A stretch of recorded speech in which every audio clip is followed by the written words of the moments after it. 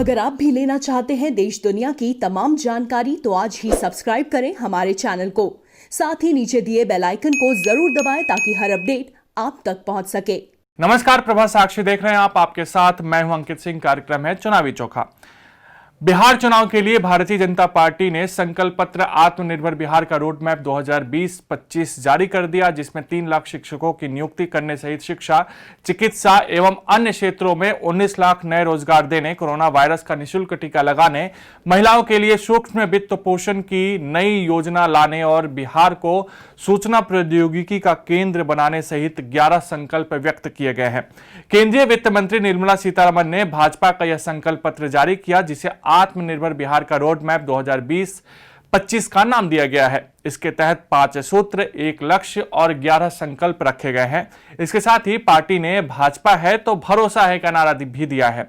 इस दौरान भाजपा महासचिव भूपेंद्र यादव, केंद्रीय मंत्री अश्विनी चौबे, नित्यानंद राय, भाजपा के प्रदेश अध्यक्ष संजय जायसवाल सहित कई वरिष्ठ नेता मौजूद रहे। सीतारमण ने संवाददाताओं से कहा कि बिहार एक ऐसा राज्य है जहां सभी नागरिक राजनीतिक रूप से संवेदनशील और अच्छी तरह से सूचित है और वे उन वादों को जानते और समझते हैं जिन्हें पार्टियां करती है। बिहार ऐसे प्रदेश है जिसमें हर नागरिक पॉलिटिकली बहुत ही सेंसिटिव है और इन्फॉर्म्ड भी है। उनको पूरे विषय समझ में आता है और विश्लेषण करते हैं और उनको ऐसे संकल्प पत्र रिलीज करने में से उनका भरोसा खमाना, if I can use that word, to get their भरोसा इतना आसान नहीं है। मगर भरोसा को आधार रखते हुए एक संकल्प पत्र भारतीय जनता पार्टी रिलीज कर पा रही है, इसीलिए रिलीज कर पा रही है कि हर एक जो संकल्प पत्र के द्वारा दिया गया प्रॉमिस को हमने पूरे करवाए। We fulfil our promise. अब हम आपको भाजपा के वे 11 संकल्प पत्र की बातें बताते हैं। हर बिहार वासी को कोरोना वैक्सीन का निःशुल्क टीकाकरण करवाया जाएगा।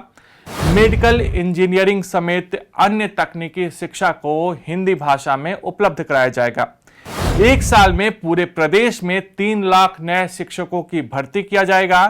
नेक्स्ट जनरेशन आईटी हब में 5 साल में 5 लाख रोजगार दिए जाएंगे। 1 करोड़ महिलाओं को आत्मनिर्भर बनाने का भी वादा किया गया है। 1 लाख लोगों को स्वास्थ्य विभाग में नौकरी। 2024 तक दरभंगा एम्स को चालू करवाया जाएगा।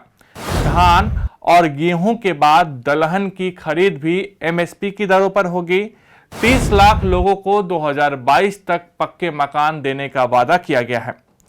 2 साल में 15 नए प्रोसेसिंग उद्योग लगाने का भी वादा है। 2 साल में मीठे पानी में पलने वाली मछलियों का उत्पादन बढ़ाया जाएगा।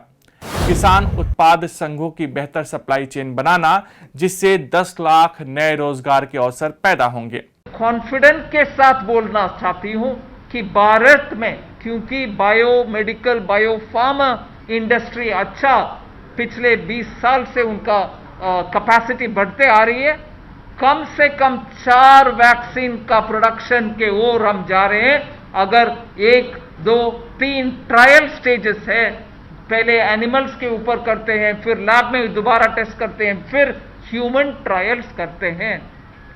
ये तीनों फेज पार करते हुए लास्ट स्टेज तक कम से कम 3 ऐसे वैक्सीन भारत देश में प्रोडक्शन के कगार पर आ गए हैं। उसके बाद वो वैक्सीन, अगर साइंटिफिक लोग बोलते हैं कि हाँ ये ठीक है, ये अभी प्रोडक्शन कर सकते हैं, प्रोडक्शन करने का कैपेसिटी भी हमारा सरकार के प्रोत्साहन के वजह से रेडी बैठे हैं कि लार्ज प्रोडक्शन करने के लिए।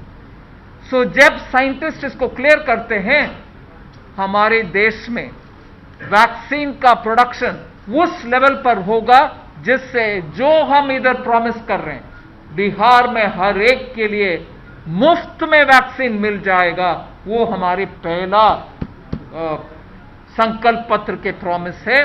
भरोसा के साथ बिहार की जनता को हम आश्वासन दिलाना चाहते हैं कि वैक्सीन फ्री में आप सबको मिलेगा। भाजपा के घोषणा पत्र पर सहयोगी जदयू के प्रवक्ता राजीव रंजन ने कहा कि यह स्वागत योग्य है और महिलाओं के स्वावलंबन, नौकरियों, आईटी हब बनाने से लेकर कई तरीके के ऐलान भी इसमें किए गए हैं। जदयू के 7 निश्चय 2 और भाजपा का घोषणा पत्र मिला दिया जाए तो निश्चित तौर पर यह एक संतुलित अभियान साबित हो सकता है। आज भारतीय जनता पार्टी के द्वारा जारी किया गया घोषणा पत्र स्वागत योग्य है और महिलाओं के स्वावलंबन, नौकरियों, आईटी हब बनाने का ऐलान और साथ ही साथ यहाँ नौकरियों के सृजन से लेकर कई तरह के बड़े ऐलान हैं। और इसके पहले जनता दल यूनाइटेड की तरफ से 7 निश्चय पार्ट 2 को जारी किया जा चुका है और वो हमारा संकल्प पत्र है। अगर दोनों पार्टियों के घोषणा पत्र और संकल्प पत्र को जोड़कर देख लिया जाए तो निसंदेह ये बेहद संतुलित अभियान होगा और जो लोगों से किए गए वायदे हैं वो तार्किक हैं और यथार्थपरक हैं। एक नए बिहार और बिहार को प्रगति की राह पर आगे ले जाने के लिए दोनों पार्टियों ने जो अपने अपने ऐलान किए हैं उससे जो वातावरण बनेगा, एक विकसित राज्य बनने की जो प्रक्रिया होगी वो आसान है। उत्तर प्रदेश के मुख्यमंत्री योगी आदित्यनाथ के बिहार में चुनावी भाषणों के बारे में बात करते हुए तेजस्वी यादव ने कहा कि हमारे लिए महत्वपूर्ण नहीं कि कौन कहां से किस राज्य से आता है और यहां क्या मुद्दा लेकर आ रहा है।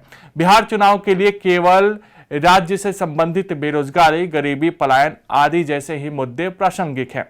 अरे ये हम ना इनका देखते हैं ना उनका देखते हैं। जैसे एक सवाल है कि हमारे सामने जनता का सवाल महत्वपूर्ण है।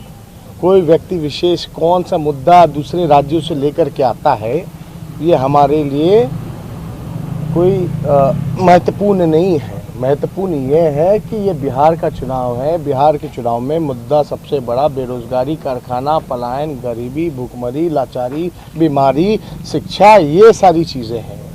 हम जो है जनता को हमने विकल्प दिया है और क्या काम करेंगे विजन हम लोगों ने सामने रखा।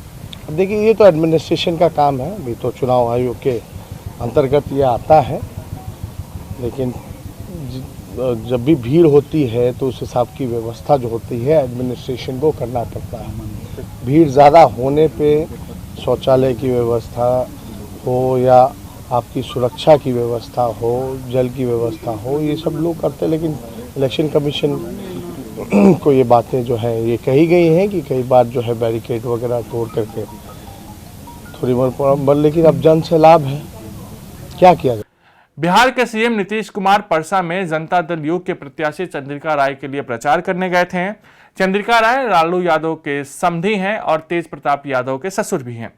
यहां रैली के दौरान नीतीश जब जन संबोधन कर रहे थे तो उनके सामने ही कुछ लोगों ने लालू जिंदाबाद के नारे लगाने शुरू कर दिए। इस पर नीतीश गुस्सा हो गए और उन्होंने कहा कि क्यों अनाप शनाप बोल रहे हो, यहां तुम ये हल्ला मत करो, अगर तुमको वोट नहीं देना है तो मत दो।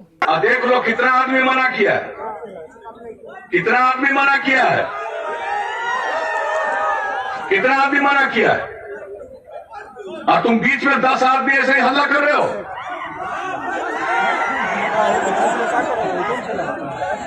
ऐसे ही हल्ला करोगे।